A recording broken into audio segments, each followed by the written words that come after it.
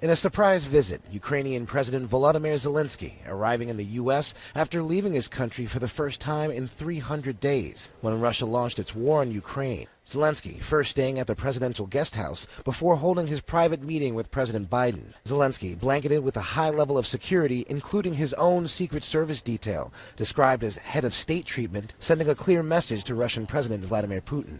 We're going to continue to strengthen Ukraine's ability to defend itself, particularly air defense, and that's why we're going to be providing Ukraine with Patriot missile battery. Today, the Biden administration announcing a $2 billion security assistance package for Ukraine, which for the first time will include Patriot missiles that Ukraine has long been requesting to help them fend off Russian missile attacks targeting civilian and critical infrastructure.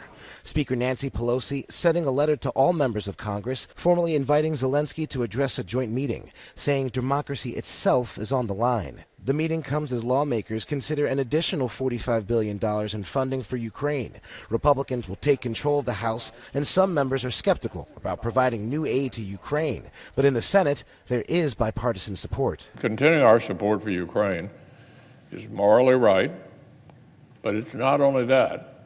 It's also a direct investment in cold, hard American interest. Where Winston Churchill stood generations ago, so too President Zelenskyy stands not just as a president, but also as an ambassador of freedom itself.